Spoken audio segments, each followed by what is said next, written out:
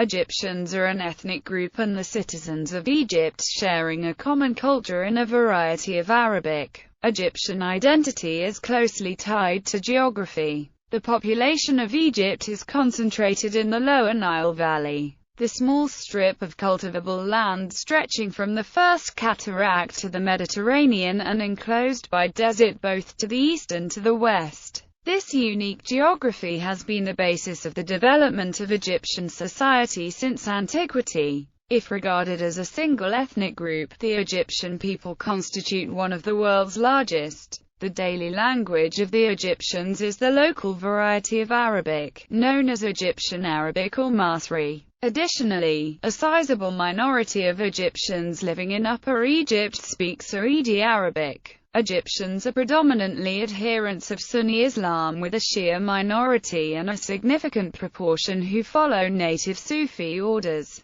A sizable minority of Egyptians belong to the Coptic Orthodox Church, whose liturgical language, Coptic, is the most recent stage of the indigenous Egyptian language. Terminology. Egyptians receive or have received several names. Egyptians, from Greek alpha, gamma, upsilon, pi, tau, iota, omicron, iota, Aegyptioroi, from alpha, gamma, upsilon, pi, tau, omicron, sigma, Aegyptus, Egypt. The Greek name is derived from late Egyptian Hekupta, Memphis, a corruption of the earlier Egyptian name Hat-Ka Ptah, meaning home of the Ka of Ptah, the name of a temple to the god Ptah at Memphis. Strabo provided a folk etymology according to which alpha, gamma, upsilon, pi, tau, omicron, sigma had evolved as a compound from a gamma, alpha, iota, omicron, upsilon, pi, tau, iota, omega, sigma, jiao, huptios, meaning below the Aegean. In English, the noun Egyptians appears in the 14th century in Wyclif's Bible as Egyptians.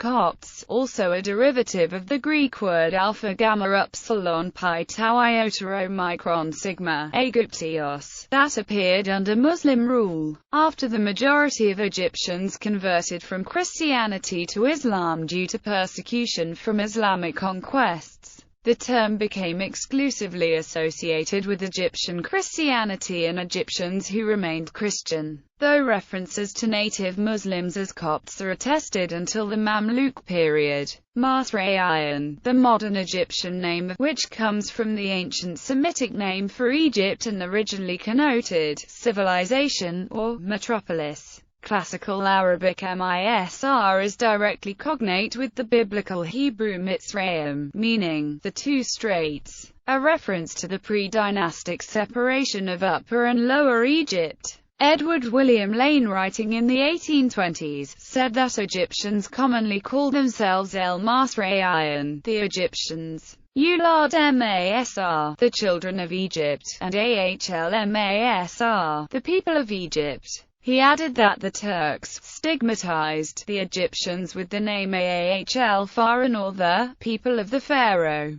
RMTKMT, the native Egyptian name of the people of the Nile Valley, literally, people of Kemet. In antiquity, it was often shortened to simply RMT or the people. The name is vocalized as Remenkimi in the Coptic stage of the language, meaning Egyptian. Demographics. An estimated 82.2 million Egyptians live around the world, and the vast majority are in Egypt. About 94% of the total population call themselves ethnically Egyptians, of which California, 4 million in the Egyptian diaspora. Ethnic minorities in Egypt are formed by Nubians, Berbers, Bedouins, Behar and Dom. Approximately 90% of the population of Egypt are Muslim and 10% are Christian based on the government census that is estimated, though estimates vary. The majority live near the banks of the Nile River where the only arable land is found.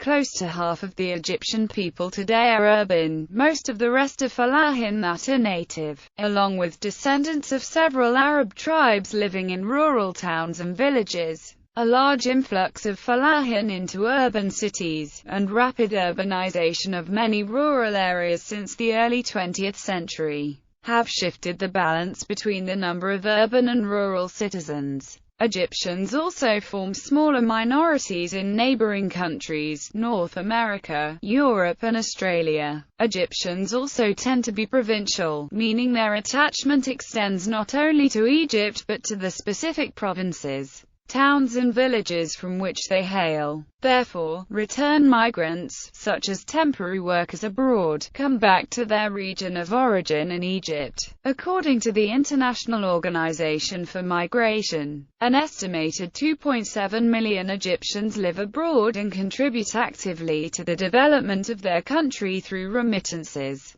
circulation of human and social capital, as well as investment. Approximately 70% of Egyptian migrants live in Arab countries and the remaining 30% are living mostly in Europe and North America. A sizable Egyptian diaspora did not begin to form until well into the 1980s, when political and economic conditions began driving Egyptians out of the country in significant numbers. Today, the diaspora numbers nearly 4 million. Generally, those who emigrate to the United States and Western European countries tend to do so permanently, with 93% and 55.5% of Egyptians settling in the new country. On the other hand, Egyptians migrating to Arab countries almost always only go there with the intention of returning to Egypt. Virtually none settle in the new country on a permanent basis. Prior to 1974, only few Egyptian professionals had left the country in search for employment.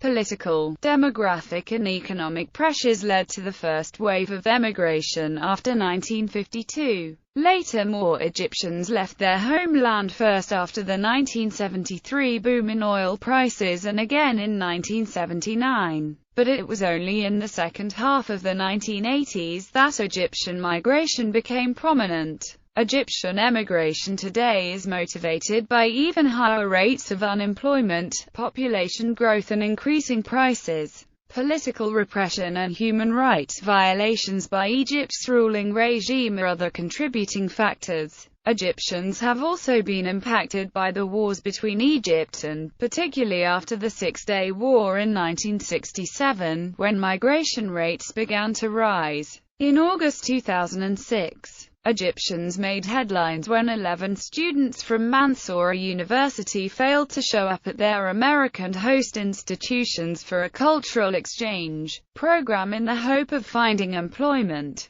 Egyptians in neighboring countries face additional challenges. Over the years, abuse, exploitation and/or ill-treatment of Egyptian workers and professionals in the Arab states of the Persian Gulf, Iraq and Libya have been reported by the Egyptian Human Rights Organization and different media outlets. Arab nationals have in the past expressed fear over an Egyptianization of the local dialects and culture that were believed to have resulted from the predominance of Egyptians in the field of education. The Egyptians, for their part, object to what they call the Saudization of their culture due to Saudi Arabian petrodollar flush investment in the Egyptian entertainment industry. Twice Libya was on the brink of war with Egypt due to mistreatment of Egyptian workers and after the signing of the peace treaty with Israel. When the Gulf War ended, Egyptian workers in Iraq were subjected to harsh measures and expulsion by the Iraqi government and to violent attacks by Iraqis returning from the war to fill the workforce. Identity.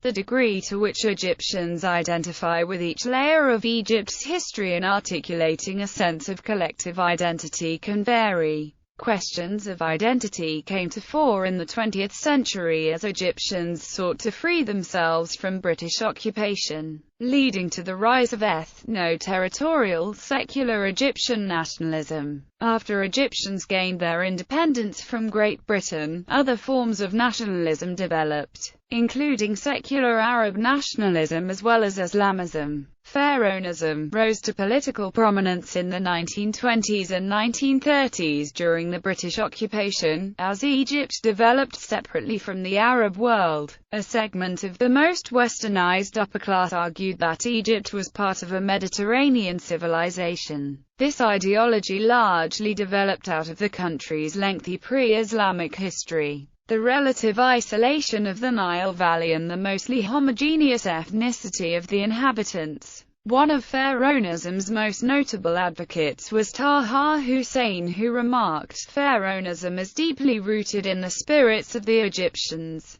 It will remain so, and it must continue and become stronger." The Egyptian is Pharaonic before being Arab. Pharaonism became the dominant mode of expression of Egyptian anti-colonial activists of the pre-war and interwar periods. In 1931, following a visit to Egypt, Syrian Arab nationalist Suti al-Hushri remarked that Egyptians did not possess an Arab nationalist sentiment, did not accept that Egypt was a part of the Arab lands, and would not acknowledge that the Egyptian people were part of the Arab nation. The later 1930s would become a formative period for Arab nationalism in Egypt, in large part due to efforts by Syrian, Palestinian and Lebanese intellectuals. Arab Islamic political sentiment was fueled by the solidarity felt between Egyptians struggling for independence from Britain and those across the Arab world engaged in similar anti-imperialist struggles. In particular, the growth of Zionism in neighboring Palestine was seen as a threat by many Egyptians, and the cause of resistance there was adopted by rising Islamic movements such as the Muslim Brotherhood, as well as the political leadership including King Farouk I and Prime Minister Mustafa el-Naras.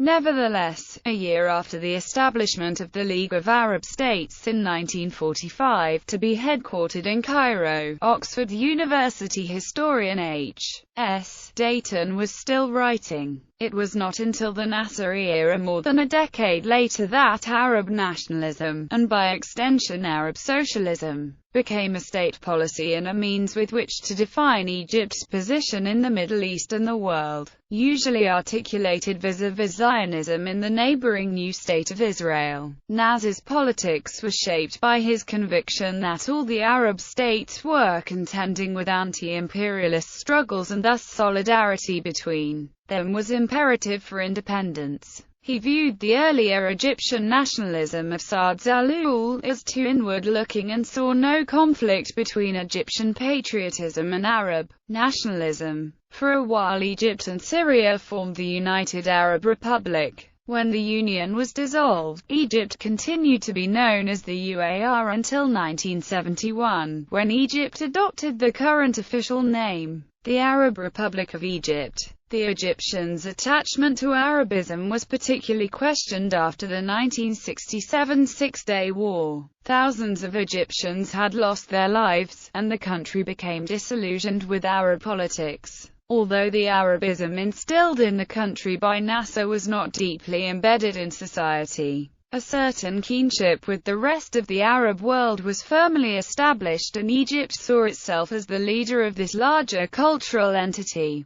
Nasser's version of Pan-Arabism stressed Egyptian sovereignty and leadership of Arab unity instead of the Eastern Arab states. Nasser's successor Anwar el-Sadat, both through public policy and his peace initiative with Israel, revived an uncontested Egyptian orientation, unequivocally asserting that only Egypt and Egyptians were his responsibility. According to Dorisha, the terms Arab, Arabism, and Arab unity, save for the new official name, became conspicuously absent. However, despite Sadat's systematic attempts to root out Arab sentiment, Arab nationalism in Egypt remained a potent force. During this era, in 1978, Egyptian-American sociologist Saadeddin Ibrahim studied the national discourse between 17 Egyptian intellectuals relating to Egypt's identity and peace with Israel. He noted that in 18 articles Arab identity was acknowledged and neutrality in the conflict opposed, while in 8 articles Arab identity was acknowledged and neutrality supported, and only in 3 articles written by author Louis Awad was Arab identity rejected and neutrality supported. Egyptian scholar Gamal Hamdan stressed that Egyptian identity was unique, but that Egypt was the center and cultural hub of the Arab world, arguing that Egypt in the Arab world is like Cairo in Egypt. Hamdan further contended, "We do not see the Egyptian personality no matter how distinct it may be, as anything other than a part of the personality of the greater Arab homeland. Many Egyptians today feel that Egyptian and Arab identities are inextricably linked, and emphasize the central role that Egypt plays in the Arab world. Others continue to believe that Egypt and Egyptians are simply not Arab, emphasizing indigenous Egyptian heritage, culture and independent polity, pointing to the perceived failures of Arab and pan-Arab nationalist policies. Egyptian anthropologist Layla El-Hamamzi illustrates the modern-day relationship between the two trends, stating, "In light of their history, Egyptians should be conscious of their national identity and consider themselves, above all, Egyptians. How is the Egyptian, with this strong sense of Egyptian identity, able to look himself as an Arab too?" Her explanation is that Egyptianization translated as Arabization, with the result being an increased tempo of Arabization. For facility in the Arabic language opened the windows into the rich legacy of Arabic culture. Thus, in seeking a cultural identity, Egypt has revived its Arab cultural heritage. Egyptian critics of Arab nationalism contend that it has worked to erode or relegate native Egyptian identity by superimposing only one aspect of Egypt's culture. These views and sources for collective identification in the Egyptian state are captured in the words of a linguistic anthropologist who conducted fieldwork in Cairo. Languages. Arabic was adopted by the Egyptians after the Arab invasion of Egypt. The official language of Egypt today is Arabic. The spoken vernacular is known as Egyptian Arabic, while modern Standard Arabic is reserved for more formal contexts, as is the case in all Arab countries. The recorded history of Egyptian Arabic as a separate dialect begins in Ottoman Egypt with a document by a 17th-century author writing about the peculiarities of the speech of the Egyptian people. This suggests that the language by then was spoken by the majority of Egyptians. It is represented in a body of vernacular literature comprising novels, plays and poetry published over the course of the 19th and 20th centuries. Classical Arabic is also a significant cultural element in Egyptian culture, as Egyptian novelists and poets were among the first to experiment with modern styles of Arabic literature, and the forms they developed have been widely imitated. While a huge majority of the Egyptian Arabic dialect is derived from the formal Arabic language, it has also been highly influenced by many other languages such as French, Turkish and even the Old Pharaonic language. This is widely thought to be the effects of being the victim of several invasions,